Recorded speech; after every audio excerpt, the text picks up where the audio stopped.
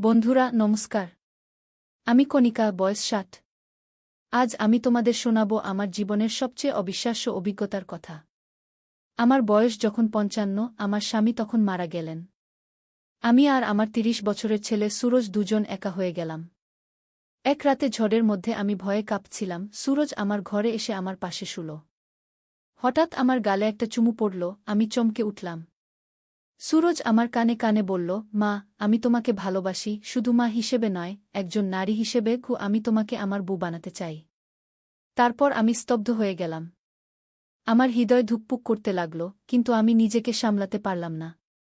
সেদিন রাতে যা ঘটল তা ভাবতেও আমার পুরো শরীর শিউরে উঠল। সেই রাতের পর থেকে আমার মনে শুধু একটাই প্রশ্ন ঘুরপাক খেতে লাগল, এরপর কি হবে? আমরা কি করব? সুরজের শব্দগুলো আমার কানে বাজতে লাগল, মা, আমি তোমাকে ভালোবাসি। আমি তার দিকে তাকালাম। তার চোখে ছিল বিষাদ আর ভয়। আমি তখন বললাম, সুরজ, তুমি কি বলতে চাইছ? এটা ঠিক নয়। সুরজ আমার হাত ধরে বলল, মা, তুমি আমাকে ভুল বুঝো না। আমি তোমাকে ভালোবাসি, তা সত্যি, কিন্তু সেটা শুধু মা হিসেবেই নয়, বরং সেই নারী হিসেবেও যিনি আমার জন্য সব কিছু ত্যাগ করেছেন। আমি যখন দেখি তুমি এভাবে একা আছো, আমার বুক ভেঙে যায়। আমি চাই তুমি আবার হাসো, আবার জীবনে এগিয়ে যাও। আমি বুঝতে পারলাম না তার কথার মানে কি। তারপর সে একটা চিঠি বের করল। বলল, বাবার মৃত্যুর আগে তিনি আমাকে একটা রহস্যময় চিঠি দিয়েছিলেন। এতে লেখা আছে যে তার একটা বড় গোপন আছে, যা তুমিও জানো না। আমি অবাক হয়ে তার দিকে তাকালাম। সুরজ আবার বলল, বাবা লিখেছেন তার বাবার একটা বাড়ি আছে উত্তরবঙ্গে, দার্জিলিংয়ের পাশে। কেউ জানে না এটার কথা। এই বাড়িতে নাকি অনেক মূল্যবান জিনিস আছে। কিন্তু এই বাড়ি খুঁজে বের করতে হলে আমাদের দুজনকে একসাথে যেতে হবে। আমাদের ভান করতে হবে যে আমরা স্বামী স্ত্রী, নইলে সেখানে ঢুকতে দেবে না। আমি তখনও বিশ্বাস করতে পারছিলাম না। আমার স্বামী কিভাবে এতদিন এমন একটা গোপন রাখলেন? সুরজ বলল, মা, আমি জানি এটা অদ্ভুত শোনাচ্ছে, কিন্তু আমাদের যেতে হবে। বাবা লিখেছেন যে সেই বাড়িতে তার বাবার একটা বড় সম্পত্তি লুকানো আছে, যা আমাদের ভবিষ্যৎ পরিবর্তন করে দিতে পারে। কিন্তু সময় কম, আমাদের আগামীকাল রাতের মধ্যেই রওনা দিতে হবে। আমি বুঝলাম সুরজ কখনোই অনুপযুক্ত কিছু বলতে চায়নি, বরং সে আমাকে সাহায্য করতে চেয়েছিল। আমি স্বস্তি পেলাম। পরদিন আমরা দুজন দার্জিলিং এর দিকে রওনা দিলাম। আমাদের একটাই উদ্দেশ্য, সেই রহস্যময় বাড়ি খুঁজে বের করা এবং আমার স্বামীর গোপন সম্পত্তি পাওয়া। আমার মনে প্রশ্ন ছিল, কেন তিনি আমাকে কখনো এই বিষয়ে বলেননি? ট্রেনে যাওয়ার সময় সুরজ আমাকে বলল, মা, বাবার চিঠিতে আরও বলা আছে যে আমাদের সেখানে পৌঁছানোর পর আমাদের একটা নতুন নাম ব্যবহার করতে হবে। আমি হব বিকাশ আর তুমি হবে সুমিতা। স্থানীয় লোকেরা খুব সন্দেহপ্রবণ, তাই আমাদের স্বামী স্ত্রী সাজতে হবে। আমি মাথা নাড়লাম, ঠিক আছে। কিন্তু আমাদের খুব সাবধানে থাকতে হবে। কেউ যেন বুঝতে না পারে আমরা কে। দার্জিলিং স্টেশনে পৌঁছে আমরা একটা ছোট হোটেলে উঠলাম। সুরজের কাছে ছিল একটা পুরানো মানচিত্র, যেটা তার বাবা চিঠির সাথে দিয়েছিলেন। সেই মানচিত্র অনুসরণ করে আমরা শহর থেকে দূরে পাহাড়ের ঢাল বেয়ে উপরে উঠতে লাগলাম। পথে যেতে যেতে আমরা একটা পুরানো ডাকবাংলোতে থামলাম। এখানে একজন বয়স্ক চৌকিদার ছিলেন। তিনি আমাদেরকে দেখে খুব অবাক হলেন। আপনারা এখানে কি করছেন? চৌকিদার জিজ্ঞেস করলেন। সুরজ উত্তর দিল, আমরা বিকাশ আর সুমিতা। আমরা এখানে ভ্রমণে এসেছি। চৌকিদার সন্দিগ্ধভাবে আমাদের দিকে তাকালেন, এটা সাধারণ পর্যটন এলাকা নয়। আপনারা কি সত্যি ভ্রমণে এসেছেন? সুরজ তার পকেট থেকে একটা পুরানো ঘড়ি বের করল, আসলে আমরা এটার মালিক খুঁজছি। আমার বাবার কাছ থেকে পেয়েছি। চৌকিদার ঘড়িটা দেখে চমকে উঠলেন, এটা? এই ঘড়ি?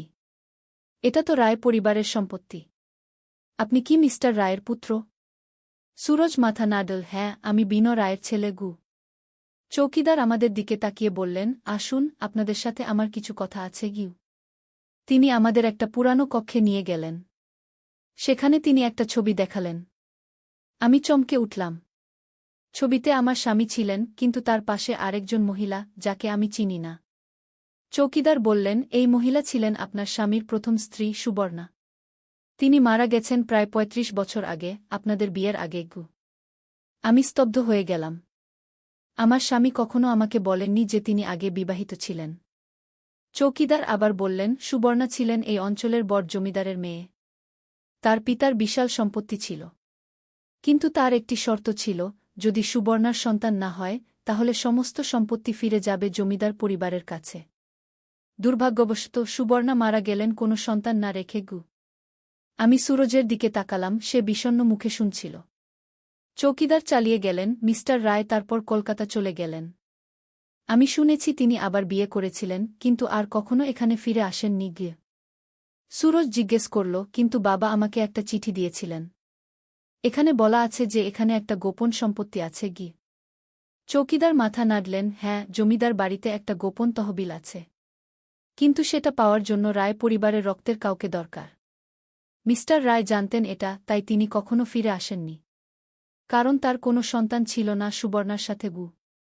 অবাক করার মতো চৌকিদার সুরজের দিকে তাকিয়ে বললেন, কিন্তু আপনি মিস্টার রায়ের পুত্র, তাই না? আপনার বয়স কত? সুরজ উত্তর দিল, ৩০। চৌকিদার আবারও অবাক হলেন, ৩০? কিন্তু মিস্টার রায় তো কলকাতা গেলেন প্রায় ৩৫ বছর আগে। আপনি কিভাবে? হঠাৎ চৌকিদারের মুখ পাংশু হয়ে গেল। আপনি কি সুবর্ণার পুত্র? আমরা দুজনেই চমকে উঠলাম। সুরজ বলল, না, আমি কণিকার পুত্র। কণিকা আমার মা। চৌকিদার কিছুক্ষণ চুপ করে থাকলেন। তারপর ধীরে ধীরে বললেন, মিস্টার রায় আমাকে একটা খাম দিয়েছিলেন। বলেছিলেন, যদি কখনো তার কোনো পুত্র এখানে আসে তবে তাকে এটা দিতে। চৌকিদার একটা পুরানো আলমারি খুললেন এবং একটা ময়লা খাম বের করলেন। এই নিন। সুরজ খামটি খুলল। সেখানে একটা চিঠি ছিল আর একটা ছোট চাবি। চিঠিতে লেখা ছিল, প্রিয় সুরজ, যদি তুমি এই চিঠি পড়ছ তার মানে আমি আর নেই। আমি জানি তুমি আশ্চর্য হবে, কিন্তু আমার কাছে একটা বড় গোপন আছে। সুবর্ণা আমার প্রথম স্ত্রী ছিলেন। আমরা খুব ভালোবাসতাম একে অপরকে। কিন্তু তার স্বাস্থ্য খুব ভালো ছিল না। আমরা জানতাম তিনি বেশিদিন বাঁচবেন না। কিন্তু তার পিতার শর্ত ছিল, শুধুমাত্র সুবর্ণার সন্তান সম্পত্তির উত্তরাধিকারী হবে। আমরা খুব চিন্তিত ছিলাম। তারপর আমরা এক সিদ্ধান্ত নিলাম। কণিকা, সুবর্ণার ছোট বোন, সুরজকে ধারণ করবেন এবং তাকে নিজের সন্তান হিসেবে বট করবেন।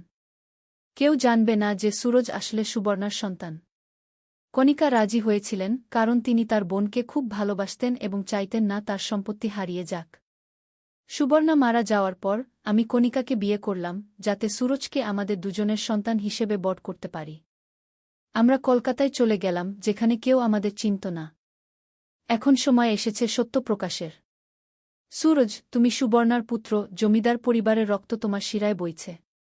এই চাবি দিয়ে তুমি জমিদার বাড়ির গোপন তহবিল খুলতে পারবে। সেখানে আছে বিশাল সম্পদ, যা তোমারই প্রাপ্ত। কণিকা, আমি জানি তুমিও এই চিঠি পড়ছ।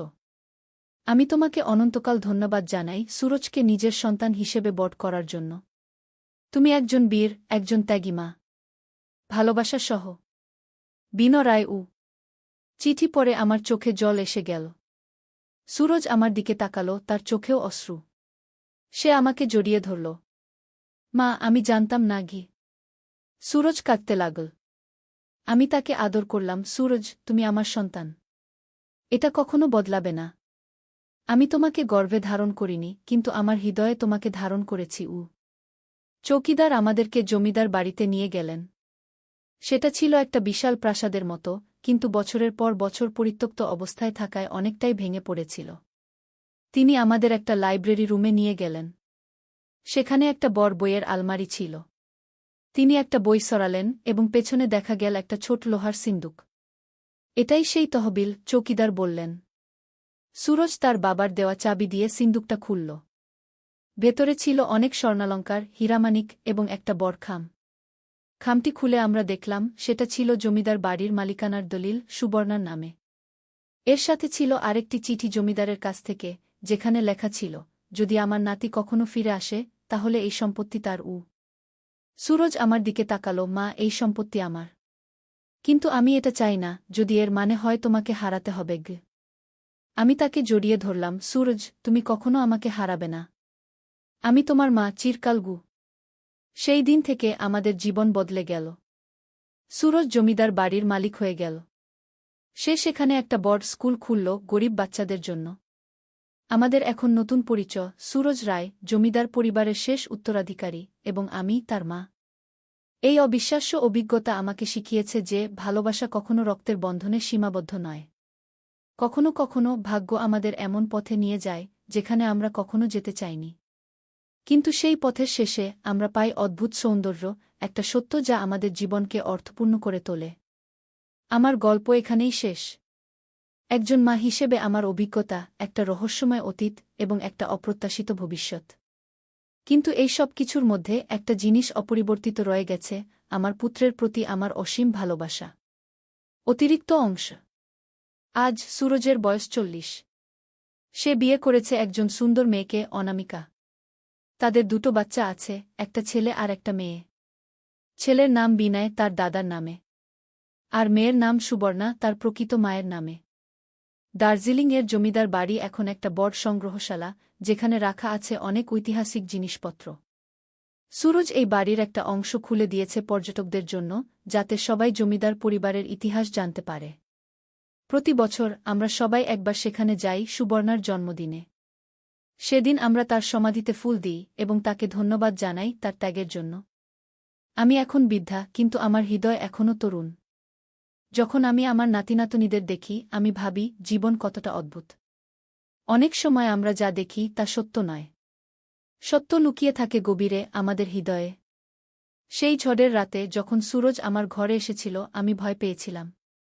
আমি ভেবেছিলাম এটা ছিল একটা ভুল পথে যাওয়ার শুরু। কিন্তু এখন আমি বুঝি সেটা ছিল একটা নতুন জীবনের শুরু, একটা সত্যের অন্বেষণের শুরু। আমার জীবনে অনেক উত্থানপতন ছিল, অনেক রহস্য ছিল। কিন্তু আমি কখনো হাল ছাড়িনি। আমি লড়াই করেছি আমার সন্তানের জন্য, আমার পরিবারের জন্য। আজ যখন আমি পিছনে ফিরে তাকাই, আমি গর্বিত। গর্বিত যে আমি একজন মা। গর্বিত যে আমি একজন রক্ষক। গর্বিত যে আমি সুরজের মা। জীবন আমাদের অনেক পরীক্ষায় ফেলে। কিন্তু যদি আমরা সাহসী হই, যদি আমরা সত্যকে গ্রহণ করি, তাহলে আমরা জীবনের সব চ্যালেঞ্জ অতিক্রম করতে পারি। আমার নাম কণিকা। আমার বয়স 60। এবং আমি সবেমাত্র আমার জীবনের সবচেয়ে বড় সিদ্ধান্ত নিয়েছি। সুরজের প্রস্তাবে আমরা সবাই এখন সিমলাতে একটি নতুন বাড়ি কিনেছি। পাহাড়ের ঢালে সাদা তুষারের মাঝে একটি সুন্দর কুটির। এখান থেকে হিমালয়ের দৃশ্য অপূর্ব। সকালে উঠে বারান্দায় বসলে মনে হয় আকাশ যেন হাতের নাগালে। আমার শেষ বয়সে এই পরিবর্তন সহজ ছিল না। কলকাতার বাড়ি ছেড়ে আসতে কষ্ট হয়েছিল। সেখানে তো আমার স্বামীর স্মৃতি জড়িয়েছিল। কিন্তু জীবন তো এগিয়ে যেতেই হবে। সিমলার এই বাড়িতে আমরা সবাই মিলে থাকি, আমি, সুরজ, অনামিকা আর তাদের 2 বাচ্চা। এখানে আসার পর থেকে আমার স্বাস্থ্যও ভালো হয়েছে। পাহাড়ি বাতাসে আমার হাঁপানি কমে গেছে। সুরজ এখানে একটি ছোট ব্যবসা শুরু করেছে, পাহাড়ি ফল দিয়ে জ্যাম তৈরি করার।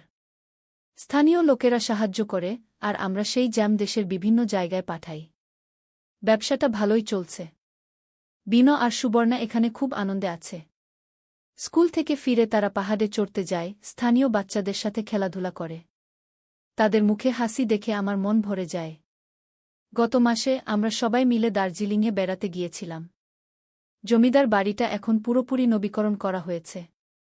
সেখানে এখন অনেক পর্যটক আসে। সুরজের স্কুলটি এখন একটি বড় শিক্ষা প্রতিষ্ঠানে পরিণত হয়েছে। আমি যখন সেই বাড়িতে যাই, সুবর্ণার ছবির সামনে দাঁড়াই। আমি তাকে বলি, বোন, তোমার ছেলে তোমাকে গর্বিত করেছে। সে একজন ভালো মানুষ হয়েছে কি? আমি জানি না আমার আর কতদিন বাঁচব। কিন্তু আমি জানি আমি সন্তুষ্ট চলে যাব। আমার জীবন সার্থক হয়েছে। আমার সন্তান সুখী, আমার পরিবার একসাথে আছে। এর চেয়ে বেশি আর কি চাই? কাল রাতে আমি একটা স্বপ্ন দেখলাম। স্বপ্নে আমার স্বামী আর সুবর্ণা দুজনকেই দেখলাম। তারা আমার দিকে তাকিয়ে হাসছিলেন। আমি জানি তারা খুশি যে আমি তাদের বিশ্বাস রক্ষা করেছি। জীবন অদ্ভুত। আমরা কখনো জানি না কোনো মোড়ে কি অপেক্ষা করছে। আমি যদি সেদিন সুরজের পাশে শুতে না দিতাম, যদি তার কথা শুনে ভুল বুঝতাম, তাহলে হয়তো আমরা কখনো সত্য জানতে পারতাম না। আজ রাতে আমি আমার ডায়েরিতে শেষ পাতা লিখছি। আমি লিখছি আমার জীবনের গল্প, যাতে আমার নাতিনাতনীরা একদিন জানতে পারে তাদের পরিবারের ইতিহাস। যাতে তারা জানে ভালোবাসা কখনো রক্তের বন্ধনে আবদ্ধ থাকে না। সিমলার এই ছোট বাড়িতে, হিমালয়ের কোলে আমি শান্তি পেয়েছি। জীবনের আশীর্বাদে আমি ধন্য। আমার নাম কণিকা, আমার বয়স 60, আর এটাই আমার গল্প। নদীর ধারে এক গ্রাম। প্রথম অধ্যায়, শুরুর কথা। পদ্মা নদীর ধারে ছোট্ট একটা গ্রাম, নামটা হল কুসুমপুর। এই গ্রামে বাস করত একটা ছেলে, তার নাম রাকিব। রাকিবের বয়স মাত্র 22 বছর। লেখাপড়ায় ভালো ছিল সে, কিন্তু টাকার অভাবে ঢাকা বিশ্ববিদ্যালয়ে ভর্তি পরীক্ষা দিতে পারেনি। এখন গ্রামের স্কুলে পড়ায়। মাসে বেতন পায় 10,000 টাকা। রাকিবের বাবা মারা গেছেন 3 বছর আগে। মা আছেন, ছোট্ট একটা বোন আছে, নাম মিথিলা। মিথিলার বয়স 15, এইচএসসি পরীক্ষা দেবে আগামী বছর। রাকিবের স্বপ্ন ছিল মিথিলাকে ডাক্তার বানাবে। কিন্তু স্বপ্ন আর বাস্তবের মধ্যে অনেক দূরত্ব। শীতের সকাল, কুয়াশায় ঢাকা গ্রাম। রাকিব স্কুলে যাওয়ার জন্য তৈরি হচ্ছে। মা খাবার দিয়েছে একটা টিফিন বক্সে, ভাত আর ডিম ভাজি। রাকিব সাইকেল নিয়ে বেরিয়ে পড়ল। স্কুল 5 কিলোমিটার দূরে। পথে যেতে যেতে রাকিব ভাবছিল তার জীবনের কথা। এই গ্রামে আর কতদিন থাকবে? ঢাকায় গিয়ে কিছু করা যায় কি না? কিন্তু মা আর মিথিলাকে রেখে কিভাবে যাবে? মনটা খারাপ হয়ে গেল। স্কুলে পৌঁছে দেখল হেড স্যার দাঁড়িয়ে আছেন। হেড স্যার মানিক স্যার, বয়স 50-এর কাছাকাছি। ভালো মানুষ। রাকিবকে অনেক স্নেহ করেন। রাকিব, একটু আমার রুমে এসো, মানিক স্যার বললেন। রাকিব রুমে ঢুকল। মানিক স্যার বললেন, তুমি তো জানো আমাদের স্কুলের অবস্থা ভালো না। সরকারি অনুদান কমে গেছে। আমরা হয়তো তোমার বেতন আর বাড়াতে পারব না। রাকিবের মনটা ভেঙে গেল। কিন্তু সে কিছু বলল না। শুধু মাথা নেড়ে বলল, বুঝতে পারছি স্যার।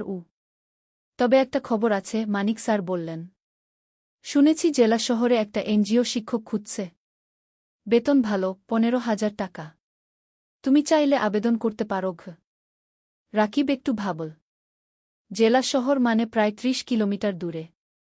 রোজ যাওয়া আসা করা মুশকিল। থাকতে হবে সেখানে। স্যার, আমি ভেবে দেখি। রাকিব বলল। ক্লাস শুরু হল। রাকিব বাচ্চাদের বাংলা পড়াচ্ছে। ছোট্ট ছোট্ট মুখ, সবাই মন দিয়ে শুনছে। রাকিব ভাবল, এই বাচ্চাদের ছেড়ে কিভাবে যাবে? স্কুল ছুটির পর রাকিব বাড়ি ফিরল। মা রান্না করছে। মিথিলা পড়াশোনা করছে। রাকিব মাকে বলল এনজিওর কথা। মা চুপ করে রইল কিছুক্ষণ। তারপর বলল, ভাই, তুমি যা ভালো মনে করো তাই করো। আমরা সামলে নেব। কিন্তু রাকিব দেখল মায়ের চোখে পানি। দ্বিতীয় অধ্যায়, নতুন সিদ্ধান্ত। সেই রাতে রাকিব ঘুমাতে পারল না। বারবার একই চিন্তা মাথায় আসছে। কি করবে? এখানে থাকবে নাকি নতুন জায়গায় যাবে? পরদিন শুক্রবার। ছুটির দিন। রাকিব সকালে উঠে নদীর ধারে গেল। পদ্মা নদী। শীতকালে পানি কমে যায়, বালুর চর জেগে ওঠে। রাকিব একটা চরের উপর বসল। দূরে মাছ ধরা নৌকা দেখা যাচ্ছে। রাকিব ছোটবেলার কথা ভাবল। বাবা জীবিত ছিলেন তখন। বাবাও মাছ ধরতেন। একদিন নৌকা উল্টে গিয়ে বাবা ডুবে মারা যান। সেদিন থেকে রাকিবের জীবন বদলে গেল। লেখাপড়া ছেড়ে দিতে হল। মাকে সাহায্য করতে হল। হঠাৎ কেউ পেছন থেকে ডাকল, রাকিব ভাই। রাকিব ফিরে তাকাল। দেখল তার বন্ধু সাজিদ দাঁড়িয়ে আছে। সাজিদ ঢাকায় থাকে, প্রাইভেট কোম্পানিতে চাকরি করে। গ্রামে এসেছে ঈদের ছুটিতে। সাজিদ, কবে এলি? রাকিব খুশি হল। গতকাল এলাম। তোর খোঁজেই এসেছিলাম। সাজিদ পাশে বসল। দুই বন্ধু অনেকক্ষণ গল্প করল। সাজিদ বলল তার চাকরির কথা, ঢাকার জীবনযাপনের কথা। রাকিব শুনল চুপচাপ। তারপর সাজিদ জিজ্ঞেস করল, তুই এই গ্রামে আর কতদিন পড়ে থাকবি? ঢাকায় চলে আয় না। আমি তোকে চাকরি খুঁজে দেবগু। রাকিব মাথা নাড়ল। মা আর মিথিলাকে রেখে কিভাবে যাব? ওদেরকে নিয়ে আয়। ঢাকায় ভাড়া বাসায় থাকবি, সাজিদ বলল। তোকে তো জানি। ঢাকায় এক রুম ভাড়া নিতে কত টাকা লাগে? আমার সামর্থ্য আছে। রাকিব তিক্ত হাসল। সাজিদ কিছু বলল না। সে জানে রাকিবের সমস্যা। দুপুরে রাকিব বাড়ি ফিরল। মা খাবার দিয়েছে। ভাত, ডাল আর একটা মাছ। রাকিব খেতে খেতে ভাবছিল, জীবনটা কেন এত কঠিন? খাওয়ার পর মিথিলা এল। ভাইয়া, আমার পরীক্ষার ফি দিতে হবে। 5,000 টাকা।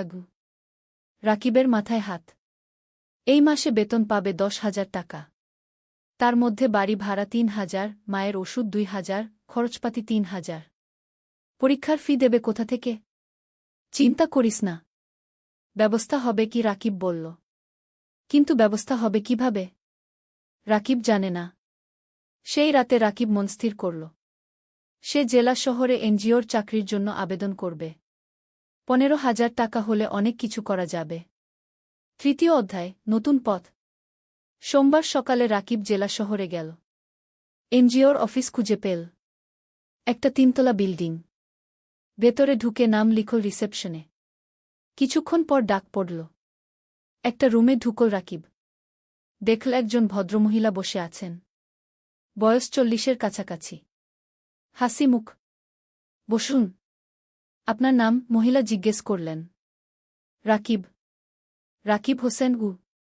আপনার সার্টিফিকেট? রাকিব ব্যাগ থেকে সার্টিফিকেট বের করে দিল। মহিলা দেখলেন। আপনি গ্রামে পড়ান? মহিলা জিজ্ঞেস করলেন। জি ইমাম। 3 বছর ধরে। ভালো। আমরা গ্রামের স্কুলে কাজ করি। আপনার অভিজ্ঞতা কাজে লাগবে। মহিলা আরও কিছু প্রশ্ন করলেন। রাকিব উত্তর দিল। তারপর মহিলা বললেন, ঠিক আছে, আমরা আপনাকে জানাব। 1 সপ্তাহের মধ্যে ফোন করব। রাকিব বের হয়ে এল। মনটা একটু হালকা লাগল। হয়তো চাকরি হবে। কিন্তু সমস্যা হলো অন্য জায়গা। রাকিব গ্রামে ফিরে দেখল মা অসুস্থ হয়ে পড়েছে। জ্বর হয়েছে। ডাক্তার ডেকে আনতে হল। ডাক্তার ওষুধ লিখে দিল। ওষুধের দাম 1,000 টাকা। রাকিবের পকেটে 5 টাকা ছিল। বাকি 5 টাকা ধার করতে হল পাশের বাড়ির কাকার কাছে। মা শুয়ে শুয়ে বলল, ভাই তুমি জেলা শহরে চাকরি নিও না, আমরা এখানে থাকি। না মা, তোমার চিকিৎসার জন্য টাকা লাগবে, মিথিলার পড়াশোনার জন্য টাকা লাগবে, আমাকে ভালো চাকরি করতে হবে কি? রাকিব বলল। পরের সপ্তাহে রাকিবের ফোন এল। এনজিও থেকে চাকরি হয়েছে, পরের মাস থেকে জয়েন করতে হবে। রাকিব খুশি হল, কিন্তু সাথে সাথে চিন্তাও হল। জেলা শহরে থাকবে কোথায়? বাসা ভাড়া নিতে হবে। সেই টাকা কোথায়? রাকিব মানিক স্যারের কাছে গেল। সব বলল। মানিক স্যার শুনলেন। তারপর বললেন, তুমি চিন্তা করো না, আমার জেলা শহরে একটা ছোট্ট ফ্ল্যাট আছে, খালি পড়ে আছে, তুমি সেখানে থাকতে পারো। প্রথম 3 মাস ভাড়া লাগবে না। রাকিবের চোখে পানি এল। স্যার আপনি তুমি ভালো ছেলে, তোমার উন্নতি হোক এটাই চাই। মানিক স্যার হাসলেন। রাকিব স্যারের পা ছুঁয়ে সালাম করল। চতুর্থ অধ্যায়, জেলা শহরে নতুন জীবন। পরের মাসের প্রথম দিনে রাকিব জেলা শহরে চলে এল। মা আর মিথিলা গ্রামে রইল। রাকিব ঠিক করল সপ্তাহে একদিন গ্রামে যাবে। মানিক স্যারের ফ্ল্যাট ছোট্ট কিন্তু পরিষ্কার। একটা রুম, একটা রান্নাঘর, একটা বাথরুম। রাকিব নিজের জিনিসপত্র গুছিয়ে রাখল। পরদিন এনজিও অফিসে গেল। কাজ শুরু হল। রাকিবকে দায়িত্ব দেওয়া হল 5টা গ্রামের স্কুল দেখাশোনা করার। সপ্তাহে 3 দিন স্কুলে যেতে হবে, বাকি দিন অফিসে। প্রথম দিন রাকিব একটা গ্রামে গেল। স্কুলটা খুবই খারাপ অবস্থায়।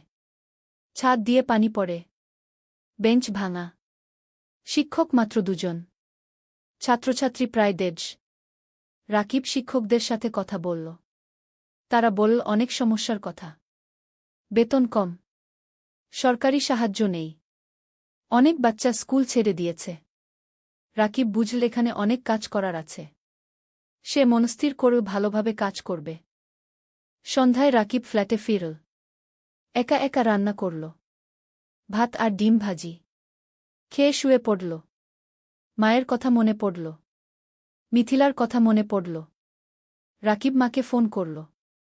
মা কেমন আছো? ভালো আছি। তুমি খেয়েছ? মা জিজ্ঞেস করল। হ্যাঁ মা। তুমি ওষুধ খেয়েছ তো? খেয়েছি। মিথিলা পড়াশোনা করছে, তুমি চিন্তা করো না। ফোন রেখে রাকিব ঘুমিয়ে পড়ল। দিন যাচ্ছে। রাকিব কাজে মন দিচ্ছে। সে দেখছে স্কুলগুলোর অবস্থা ধীরে ধীরে ভালো হচ্ছে।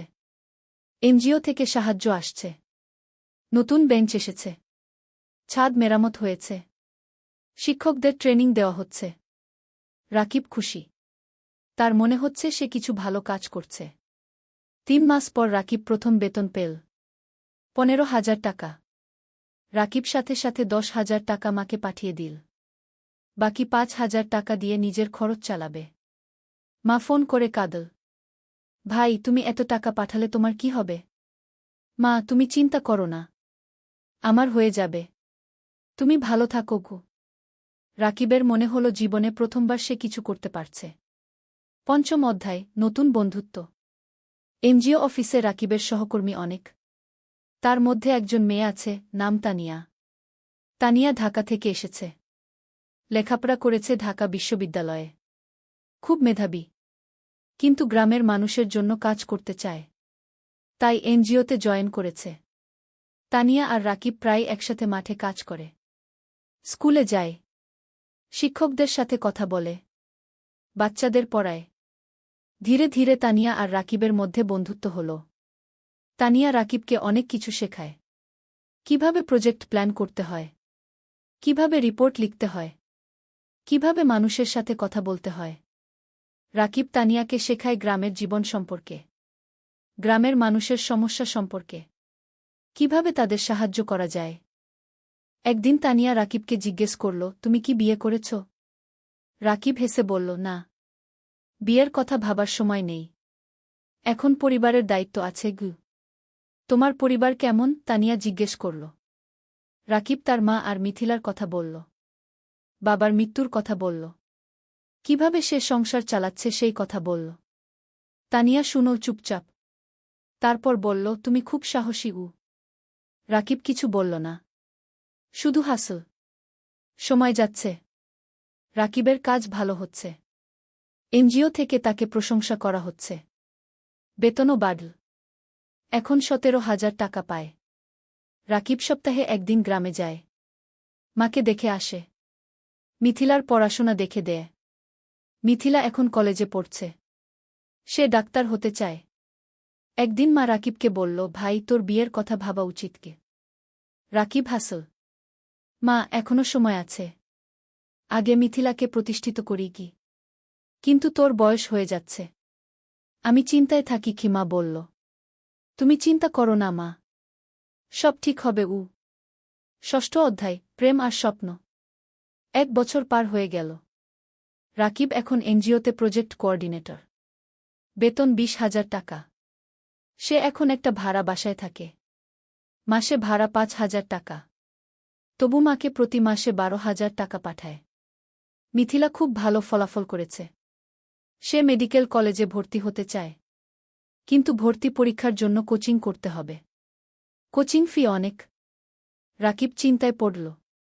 কোথা থেকে টাকা আসবে? তানিয়া বুঝতে পারল রাকিবের সমস্যা। একদিন সে বলল, রাকিব, তুমি কিছু চিন্তিত মনে হচ্ছে কি? রাকিব মিথিলার কথা বলল। তানিয়া বলল, আমি আমার এক বন্ধুকে জানি। সে ঢাকায় মেডিকেল কোচিং সেন্টার চালা। আমি তাকে বলবো। হয়তো কম ফিতে তোমার বোনকে ভর্তি করে নেবে গি। রাকিব অবাক হল। তুমি এত সাহায্য করছো কেন? তানিয়া চুপ করে রইল কিছুক্ষণ। তারপর বলল, কারণ তুমি ভালো মানুষ গো। রাকিব কিছু বলল না। কিন্তু মনের ভেতর একটা অনুভূতি হল। পরের সপ্তাহে তানিয়া তার বন্ধুর সাথে রাকিবের কথা হল। বন্ধু রাজি হল মিথিলাকে অর্ধেক ফিতে ভর্তি করতে। রাকিব খুশিতে আত্মহারা। সে তানিয়াকে ধন্যবাদ দিল বারবার। তানিয়া হেসে বলল, ধন্যবাদ না, একটা ট্রিট দাও। রাকিব তানিয়াকে নিয়ে গেল একটা রেস্টুরেন্টে। দুজন একসাথে খাবার খেল। অনেক গল্প করল। হাসল।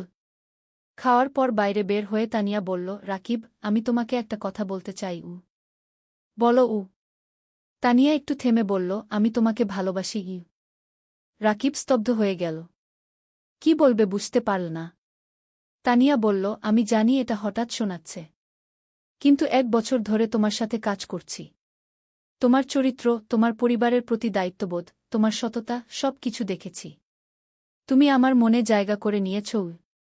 রাকিব কিছুক্ষণ চুপ করে রইল। তারপর বলল, তানিয়া, আমি জানি না কি বলবো। তুমি ঢাকার মেয়ে, উচ্চশিক্ষিত। আমি একজন সাধারণ গ্রামের ছেলে। আমার পরিবার গরিব। আমার অনেক দায়িত্ব আছে গিউ। তানিয়া রাকিবের হাত ধরল। এগুলো আমার কাছে কোনো সমস্যা নয়। আমি তোমাকে চাই, তোমার টাকা বা স্ট্যাটাস নয় গিউ। রাকিবের চোখে পানি এল। তানিয়া, আমি তোমাকে কিছু দিতে পারব না গি। তুমি আমাকে ভালোবাসা দিতে পারবে, সততা দিতে পারবে। এটাই যথেষ্ট। রাকিব তানিয়ার দিকে তাকাল। তারপর বলল, আমিও তোমাকে ভালোবাসি, কিন্তু ভয় পাচ্ছি। কিসের ভয়? তানিয়া জিজ্ঞেস করল। ভয় পাচ্ছি তোমার পরিবার রাজি হবে না। ভয় পাচ্ছি আমি তোমাকে সুখী করতে পারব না গি। তানিয়া হাসল। আমার পরিবার আমাকে বিশ্বাস করে। আমি যদি খুশি থাকি, তারা খুশি থাকবে। আর তুমি আমাকে সুখী করতে পারবে কিনা সেটা সময় বলবে। আমরা একসাথে চেষ্টা করব। সেই রাতে রাকিব ঘুমাতে পারল না। সারারাত তানিয়ার কথা ভাবল। জীবনে প্রথমবার কেউ তাকে এভাবে ভালোবাসল। সপ্তম অধ্যায়, বাধা আর চ্যালেঞ্জ। পরের সপ্তাহে রাকিব গ্রামে গেল। মাকে সব কথা বলল। তানিয়ার কথা, প্রেমের কথা। মা শুনল চুপচাপ। তারপর বলল, মেয়ে কেমন? খুব ভালো মা। তুমি তাকে দেখলে পছন্দ করবে গি। তার পরিবার রাজি হবে? আমরা তো গরিব। খিমা চিন্তিত হল। তানিয়া বলেছে তার পরিবার তাকে বিশ্বাস করে। সমস্যা হবে না গি। মিথিলা খুশি হল। ভাইজা, তুমি বিয়ে করছ? আমি ভাবির সাথে দেখা করব। রাকিব হাসল। হ্যাঁ রে, তোকে নিয়ে যাব ঢাকায়। কিন্তু সমস্যা এল অন্য দিক থেকে। তানিয়া তার বাবা মাকে রাকিবের কথা বলল। প্রথমে তারা খুশি হল, কিন্তু যখন জানো রাকিব একজন এনজিও কর্মী, বেতন মাত্র 20,000 টাকা, তখন তারা আপত্তি করল। তানিয়ার বাবা বললেন, তানিয়া, তুমি ঢাকা বিশ্ববিদ্যালয় থেকে পাস করেছ। তুমি একজন ভালো চাকরিজীবী ছেলে পাবে। এই ছেলে তোমাকে কি দেবে? তানিয়া বলল, বাবা, আমি টাকার জন্য বিয়ে করছি না। আমি রাকিবকে ভালোবাসি। ভালোবাসা দিয়ে সংসার চলে না কি? তানিয়ার মা বললেন। বাবা মা, রাকিব খুব সৎ এবং পরিশ্রমী। সে তার পরিবারের জন্য অনেক কষ্ট করছে। এরকম মানুষ এখন কমই আছে কি? তানিয়া বোঝানোর চেষ্টা করল। আমরা সময় চাই। আমরা ছেলেটাকে দেখতে চাই কি? তানিয়ার বাবা বললেন। তানিয়া রাকিবকে ফোন করে সব বলল। রাকিব শুনল। তারপর বলল, আমি জানতাম এটা হবে গু। তুমি হাল ছেড়ে দিও না। আমি তাদের বোঝাব। তানিয়া বলল। পরের মাসে রাকিব ঢাকায় গেল। তানিয়ার বাবা মার সাথে দেখা করল। তারা রাকিবকে অনেক প্রশ্ন করল। রাকিব সব সততার সাথে উত্তর দিল। তানিয়ার বাবা বললেন, তুমি তোমার ভবিষ্যৎ নিয়ে কি ভাবছ? তুমি সারা জীবন এনজিওতে থাকবে? রাকিব বলল, আঙ্কেল, আমি স্বপ্ন দেখি একদিন নিজের একটা স্কুল করব। গ্রামের গরিব ছেলে মেয়েদের বিনামূল্যে পড়াব। এটা আমার লক্ষ্য। তানিয়ার বাবা অবাক হলেন। তুমি কি জানো একটা স্কুল খুলতে কত টাকা লাগে? জানি আঙ্কেল। কিন্তু আমি বিশ্বাস করি যদি সততার সাথে চেষ্টা করি, একদিন সফল হব। তানিয়ার বাবা কিছু বললেন না। কিন্তু রাকিবের চোখে যে আগুন দেখলেন সেটা তাকে ভাবিয়ে তুলল। সেই রাতে তানিয়ার বাবা মা আলোচনা করলেন। তারপর তারা রাজি হলেন। কিন্তু একটা শর্ত দিলেন, রাকিবকে আরও ভালো চাকরি খুঁজতে হবে। রাকিব শর্ত মেনে নিল। অষ্টম অধ্যায়, নতুন সুযোগ। বিয়ের প্রস্তুতি শুরু হল। কিন্তু রাকিব চিন্তায় ছিল। বিয়েতে অনেক খরচ হবে। সেই টাকা কোথায়? তানিয়া বলল, আমরা সিম্পল বিয়ে করব। বেশি খরচ করব না আগে। কিন্তু তানিয়ার পরিবার বড় বিয়ে চায়। অনেক আত্মীয় স্বজন আছে। রাকিব টেনশনে ছিল। তখন মানিক স্যার তাকে ডাকলেন। স্যার বললেন, রাকিব, আমি শুনেছি তোমার বিয়ে হবে। আমি তোমাকে একটা উপহার দিতে চাই। স্যার একটা খাম দিলেন। খামে ছিল 50,000 টাকা। রাকিবের চোখ বড় হয়ে গেল। স্যার, এটা আমি নিতে পারব না গি। এটা উপহার। তুমি আমার ছাত্রের মতো। তুমি অবশ্যই নেবে। স্যার জোর করলেন। রাকিব স্যারকে জড়িয়ে ধরল। স্যার, আপনি আমার জন্য অনেক কিছু করেছেন গি। তুমি ভালো থাকো। এটাই চাই। এদিকে রাকিবের ভাগ্য ঘুরতে শুরু করল। একদিন এনজিওর ডিরেক্টর রাকিবকে ডাকলেন। বললেন, রাকিব, তোমার কাজ আমরা খুব পছন্দ করেছি। আমরা একটা নতুন প্রজেক্ট শুরু করছি। তুমি প্রজেক্ট ম্যানেজার হবে। বেতন হবে ৩৫,০০০ টাকা গু। রাকিব বিশ্বাস করতে পারল না। ৩৫,০০০ টাকা! এত টাকা কখনো কল্পনাও করেনি। স্যার, সত্যি? রাকিব জিজ্ঞেস করল। হ্যাঁ। তুমি যোগ্য। তুমি পারবে কি? ডিরেক্টর বললেন। রাকিব সাথে সাথে তানিয়াকে ফোন করল। তানিয়া খুশিতে চিৎকার করল। সেই সন্ধ্যায় রাকিব মাকে ফোন করল। সব বলল। মা কাঁদতে লাগল। খুশির কান্না। ভাই, আল্লাহ তোমার ভালো করেছে। তুমি অনেক কষ্ট করেছ কি? মা বলল। মা, এখন আমরা ভালো থাকব। মিথিলার পড়াশোনা ভালো হবে। তুমি সুস্থ থাকবে গু। বিয়ের দিন এল। সিম্পল কিন্তু সুন্দর বিয়ে। গ্রাম থেকে মা আর মিথিলা এসেছে। রাকিবের বন্ধুরা এসেছে। এনজিও অফিসের সবাই এসেছে। তানিয়া দেখতে খুব সুন্দর লাগছিল লাল শাড়িতে। রাকিব পাঞ্জাবি পরেছে। বিয়ে হল। সবাই দোয়া করল, আশীর্বাদ করল। রাকিব আর তানিয়া নতুন জীবন শুরু করল। নবম অধ্যায়, স্বপ্ন পূরণের পথে। বিয়ের পর রাকিব আর তানিয়া জেলা শহরে একটা বড় ফ্ল্যাট ভাড়া নিল। 2 বেডরুমের। তারা ঠিক করল মা আর মিথিলাকে নিয়ে আসবে। মা প্রথমে রাজি হল না। বলল, তোমরা নতুন বিয়ে করেছ। আমরা গেলে তোমাদের সমস্যা হবে গি। তানিয়া নিজে গ্রামে গেল। মাকে বলল, মা, আপনি আমার মা। আপনি না থাকলে আমার সংসার অসম্পূর্ণ। মা তানিয়াকে জড়িয়ে ধরল। মা, তুমি খুব ভালো। মা আর মিথিলা জেলা শহরে চলে এল। এখন তারা সবাই একসাথে থাকে। মিথিলা ঢাকায় কোচিং করছে। সে খুব মন দিয়ে পড়ছে। তার লক্ষ্য মেডিকেল কলেজে চান্স পাওয়া। রাকিব নতুন প্রজেক্টে কাজ শুরু করেছে। প্রজেক্টটা খুব বড়। 15টা গ্রামে কাজ করতে হবে। স্কুল, স্বাস্থ্যকেন্দ্র, নারী উন্নয়ন, সব ধরনের কাজ। রাকিব খুব ব্যস্ত হয়ে গেল। সকাল থেকে রাত পর্যন্ত কাজ। কিন্তু সে খুশি। কারণ সে মানুষের উপকার করছে। তানিয়াও কাজ করছে। সেও একটা প্রজেক্টে আছে। তাদের দুজনের মিলে এখন বেতন ৫৫,০০০ টাকা। এত টাকা রাকিব কখনো কল্পনা করেনি। এখন তারা স্বাচ্ছন্দ্যে আছে। মায়ের ভালো চিকিৎসা হচ্ছে।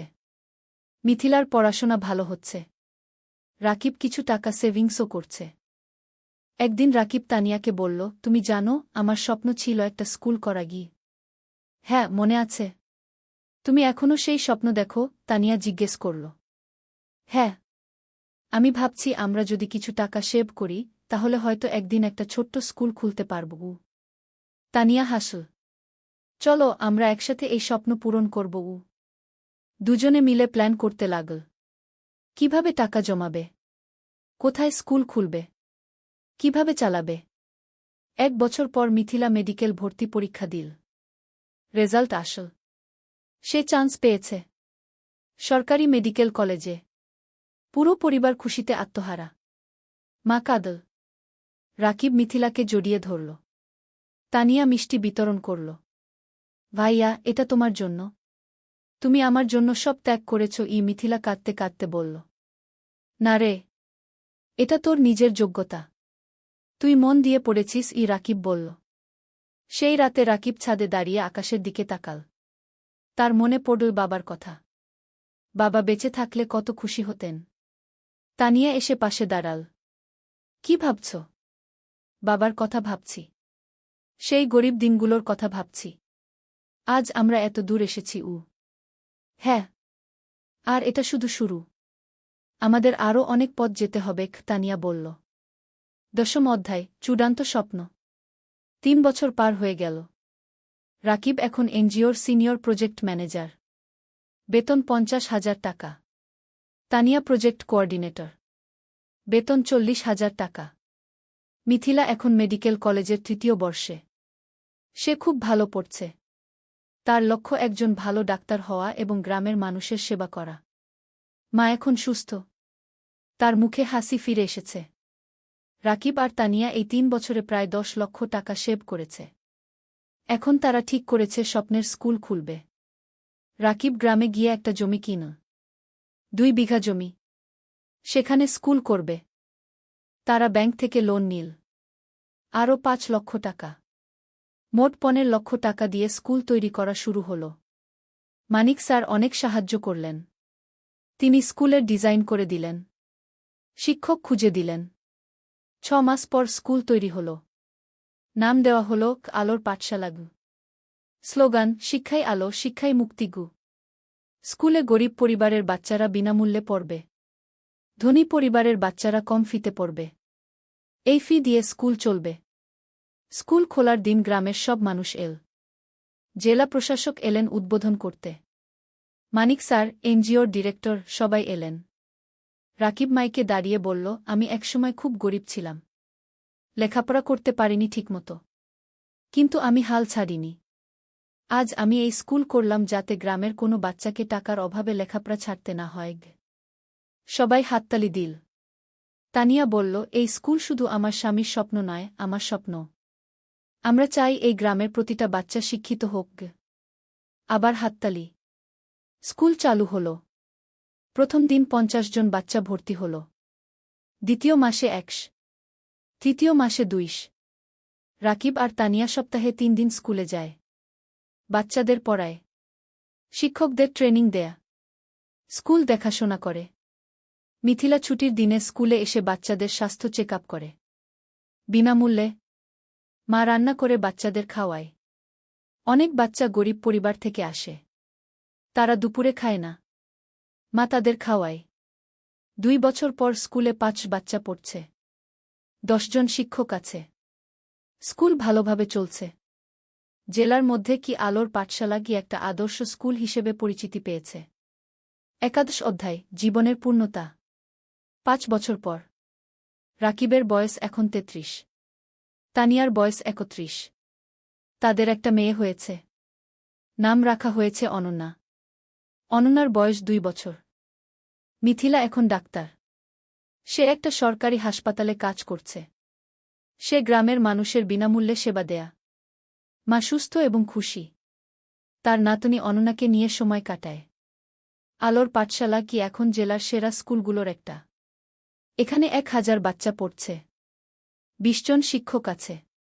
স্কুলের রেজাল্ট খুব ভালো। রাকিব আর তানিয়া এখন আর এনজিওতে কাজ করে না। তারা পুরোপুরি স্কুলেই সময় দেয়া। তারা আরও 2টো স্কুল খোলার পরিকল্পনা করছে। একদিন রাকিব স্কুলের ছাদে দাঁড়িয়ে আছে।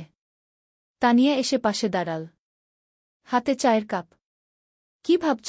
তানিয়া জিজ্ঞেস করল। ভাবছি আমাদের যাত্রার কথা। 8 বছর আগে আমি একজন গরিব স্কুল শিক্ষক ছিলাম। আজ আমার নিজের স্কুল আছে। 1000 বাচ্চা পড়ছে গু। হ্যাঁ, আমরা অনেক দূর এসেছি, কিন্তু আরও অনেক পথ বাকি, কুতানিয়া বলল। জানো, কখনো কখনো মনে হয় স্বপ্ন দেখা ভালো। স্বপ্ন মানুষকে বাঁচিয়ে রাখে। আমি স্বপ্ন দেখেছিলাম বলে আজ এখানে এসেছি। তানিয়া রাকিবের হাত ধরল। আর আমি তোমাকে বিশ্বাস করেছিলাম বলে তোমার স্বপ্ন আমার স্বপ্ন হয়ে গেল গো। দুজন চুপচাপ দাঁড়িয়ে রইল। নিচে বাচ্চারা খেলছে, তাদের হাসির শব্দ শোনা যাচ্ছে। রাকিব বলল, জানো তানিয়া, আমার এখন মনে হয় জীবনের সবচেয়ে বড় সফলতা হলো মানুষের মুখে হাসি ফোটানো। টাকা, প্রতিষ্ঠা সব তুচ্ছ যখন দেখি একটা গরিব বাচ্চা আমাদের স্কুলে পড়ে ভালো রেজাল্ট করছে। গি তানিয়া মাথা নাড়ল। একদম ঠিক। তুমি জানো, গত সপ্তাহে সেই রহিম নামের ছেলেটা এসেছিল, যে 3 বছর আগে আমাদের স্কুলে ভর্তি হয়েছিল? হ্যাঁ, মনে আছে। তার বাবা রিকশা চালায়। সে ক্লাসে ফার্স্ট হয়েছে। তার বাবা এসে আমার পা ছুঁয়ে কাঁদছিল। বলছিল, আপনারা না থাকলে আমার ছেলে লেখাপড়া শিখতে পারত না। রাকিবের চোখ ভিজে গেল। এই মুহূর্তগুলোর জন্যই আমরা কাজ করি। গিয়ে হঠাৎ অনন্যা দৌড়ে এল। বাবা, বাবা, দেখো আমি কি এঁকেছি। রাকিব মেয়েকে কোলে তুলে নিল। অনন্যা একটা ছবি দেখাল। একটা স্কুল, সামনে অনেক বাচ্চা। এটা কি? রাকিব জিজ্ঞেস করল। এটা আমাদের স্কুল। দাদু বলেছে তুমি এই স্কুল বানিয়েছ গো, অনন্যা বলল। রাকিব মেয়ের কপালে চুমু খেল। হ্যাঁ রে, একদিন তুইও বড় হয়ে ভালো কিছু করবি গ। আমি ডাক্তার হব, মাসির মতো। তারপর গরিব মানুষদের দেখব, অনন্যা বলল। তানিয়া হাসল। দেখছ, আমাদের পরবর্তী প্রজন্ম স্বপ্ন দেখছে গু। দ্বাদশ অধ্যায় নতুন চ্যালেঞ্জ। কিন্তু জীবন কখনো সোজা পথে চলে না। একদিন রাকিব খবর পেল স্কুলের জমি নিয়ে সমস্যা হয়েছে। একজন স্থানীয় রাজনীতিবিদ দাবি করছে জমিটা তার। রাকিব চিন্তায় পড়ে গেল। সে আইনজীবীর সাথে দেখা করল। আইনজীবী বলল, কাগজপত্র দেখাও। রাকিব সব কাগজ দেখাল। আইনজীবী দেখে বলল, তোমার কাগজ ঠিক আছে, কিন্তু ওই লোক ক্ষমতাবান, সে ঝামেলা করবে। তাহলে কি করব? রাকিব জিজ্ঞেস করল। কোর্টে কেস করতে হবে, সময় লাগবে, টাকাও লাগবে। রাকিব বাড়ি ফিরে তানিয়াকে সব বলল। তানিয়া শুনল। তারপর বলল, আমরা লড়ব, আমরা সত্যের পক্ষে আছি। কেস শুরু হল। প্রতি সপ্তাহে কোর্টে যেতে হচ্ছে, আইনজীবীর ফি দিতে হচ্ছে, টাকা খরচ হচ্ছে অনেক। কিন্তু রাকিব হাল ছাড়ল না। সে জানে সে ন্যায়ের পক্ষে। এই সময় গ্রামের মানুষ রাকিবের পাশে দাঁড়াল। তারা একটা কমিটি করল। সবাই মিলে টাকা তুলো রাকিবকে সাহায্য করার জন্য। একদিন গ্রামের চেয়ারম্যান রাকিবের কাছে এসে বলল, রাকিব, তুমি আমাদের গ্রামের গর্ব, তুমি আমাদের বাচ্চাদের শিক্ষিত করছ, আমরা তোমাকে একা ছাড়ব না। রাকিব কান্নায় ভেঙে পড়ল। আপনারা আমার পরিবার। মানিক স্যারও সাহায্য করলেন। তিনি জেলা প্রশাসকের সাথে কথা বলল। প্রশাসক বিষয়টা দেখলেন। 6 মাস পর কোর্ট রায় দিল রাকিবের পক্ষে। জমি রাকিবেরই। সেই দিন স্কুলে উৎসব হল। সবাই খুশি। বাচ্চারা নাচল, গাইল। রাকিব মাইকে বলল, আজ আমরা জিতেছি। কিন্তু এটা শুধু আমার জয় নয়, এটা আমাদের সবার জয়, সত্যের জয়। ত্রয়োদশ অধ্যায় সম্প্রসারণ। কেস জেতার পর রাকিবের আত্মবিশ্বাস বেড়ে গেল।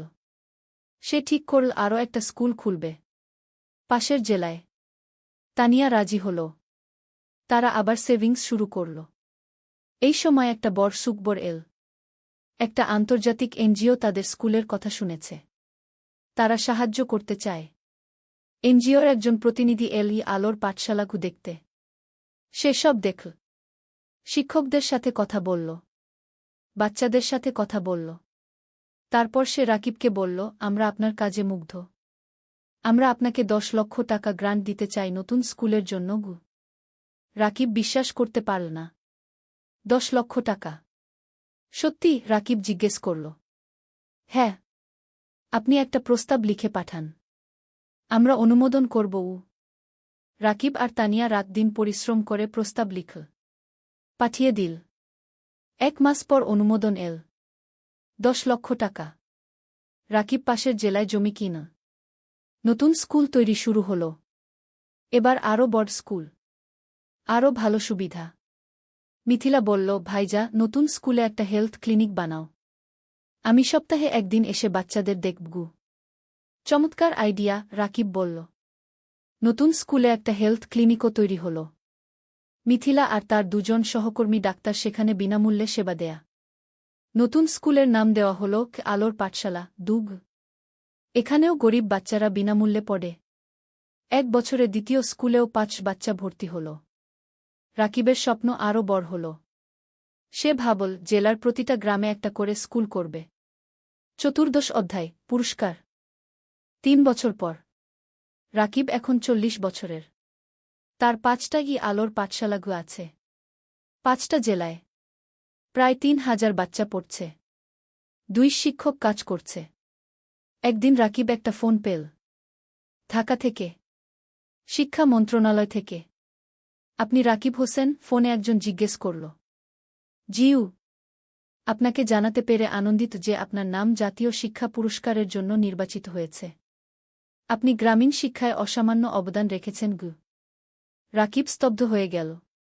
জাতীয় পুরস্কার? সত্যি? রাকিব জিজ্ঞেস করল। হ্যাঁ। আগামী মাসে ঢাকায় অনুষ্ঠান হবে। মাননীয় প্রধানমন্ত্রী পুরস্কার দেবেন। রাকিব ফোন রেখে তানিয়াকে জড়িয়ে ধরল। তান, আমরা জাতীয় পুরস্কার পেয়েছি। তানিয়া কাঁদতে লাগল। খুশির কান্না। তুমি পেরেছ, তুমি সত্যিই পেরেছ। মা খবর শুনে কাঁদল। ভাই, তোর বাবা বেঁচে থাকলে কত খুশি হতো। মিথিলা বলল, ভাইজা, তুমি আমার হিরো গো। অনন্যা এখন ৭ বছর বলল, বাবা তুমি সবচেয়ে ভালো বাবা। পুরস্কারের দিন। ঢাকা বঙ্গভবন। রাকিব স্যুট পরেছে। তানিয়া শাড়ি পরেছে। মা, মিথিলা, অনন্যা সবাই গেছে। মানিক স্যারও গেছে। তিনি রাকিবকে বললেন, আমি গর্বিত তোমার শিক্ষক ছিলাম গ। অনুষ্ঠানে অনেক মানুষ। রাকিবের নাম ডাকা হল। সে মঞ্চে উঠল। প্রধানমন্ত্রী তাকে পুরস্কার দিলেন। একটা ক্রেস্ট, একটা সার্টিফিকেট আর ৫ লক্ষ টাকা। রাকিব মাইকে দাঁড়িয়ে বলল, আমি একজন সাধারণ গ্রামের ছেলে। আমার বাবা রিকশা চালাতেন। আমি গরিব পরিবার থেকে এসেছি। কিন্তু আমি স্বপ্ন দেখতে ছাড়িনি।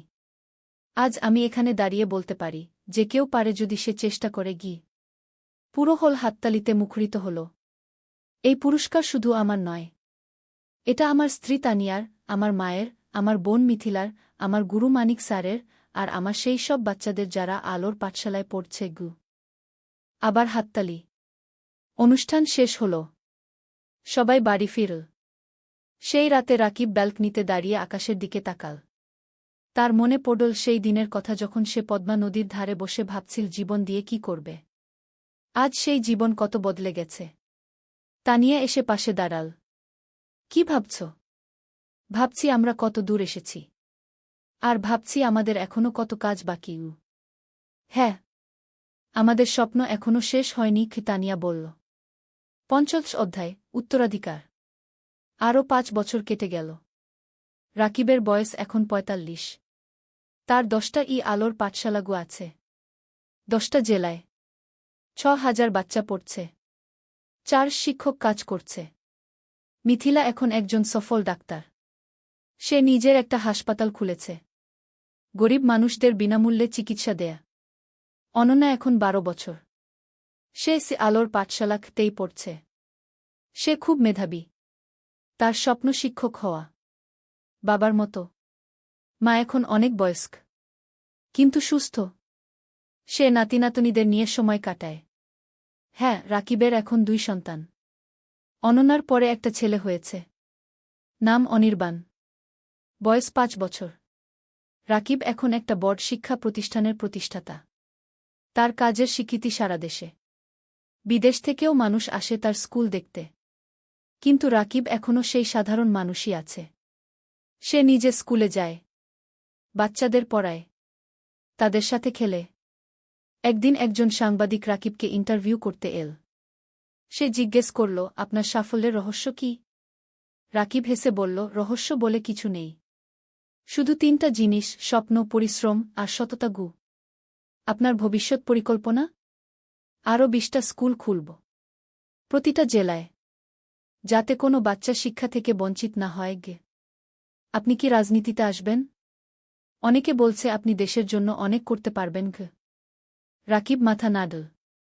না, আমি শিক্ষক থাকতে চাই। রাজনীতি আমার জায়গা নয়। সাংবাদিক আরও অনেক প্রশ্ন করল। রাকিব উত্তর দিল।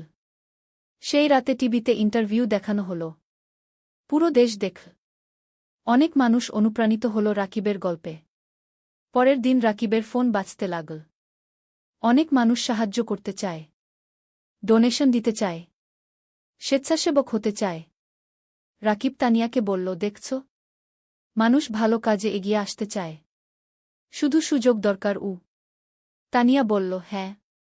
আর তুমি সেই সুযোগ তৈরি করেছ। শেষ অধ্যায়, জীবনের অর্থ। আরও ১০ বছর পরের ঘটনা। রাকিবের বয়স এখন ৫৫। চুলে পাক ধরেছে। কিন্তু চোখে এখনও সেই আগুন। তার এখন ২৫টা আলোর পাঠশালাগু আছে। ১৫,০০০ বাচ্চা পড়ছে। ১,০০০-এর বেশি শিক্ষক কাজ করছে। মা আর বেঁচে নেই। ৩ বছর আগে মারা গেছেন। শান্তিতে। তার শেষ ইচ্ছা ছিল রাকিব যেন তার কাজ চালিয়ে যায়। রাকিব সেই ওয়াদা রেখেছে। মিথিলা এখন একজন প্রতিষ্ঠিত ডাক্তার। তার হাসপাতাল জেলার সেরা হাসপাতাল। সে বিয়ে করেছে একজন ইঞ্জিনিয়রকে। তাদের ২ সন্তান। অনন্যা এখন ২২ বছর। সে শিক্ষক হয়েছে। আলোর পাঠশালাতেই পড়ায়। সে বাবার উত্তরসূরি। অনির্বাণ এখন ১৫ বছর। সে মেডিকেলে পড়তে চায়। মাসির মতো ডাক্তার হতে চায়। রাকিব এখন অনেক কম সময় অফিসে থাকে। বেশিরভাগ সময় বাচ্চাদের সাথে থাকে। গল্প বলে, গান শেখায়, জীবনের পাঠ দেয়। একদিন একটা বাচ্চা রাকিবকে জিজ্ঞেস করল, স্যার, আপনি এত কিছু করলেন কেন? আপনি তো ব্যবসা করে ধনী হতে পারতেন। রাকিব হাসল, বাবা, টাকা দিয়ে সব কিছু কেনা যায় না। আমি যখন দেখি তুমি ভালো রেজাল্ট করেছ, তখন যে আনন্দ পাই সেটা কোনো টাকায় কেনা যায় না। তাহলে জীবনের অর্থ কি স্যার? বাচ্চাটা জিজ্ঞেস করল। রাকিব একটু ভাবল। তারপর বলল, জীবনের অর্থ হল অন্যের জীবনে আলো জ্বালানো। যদি তুমি একজন মানুষকেও সাহায্য করতে পারো, তাহলে তোমার জীবন সার্থক। বাচ্চাটা মাথা নাড়ল। আমিও আপনার মতো হতে চাই স্যার।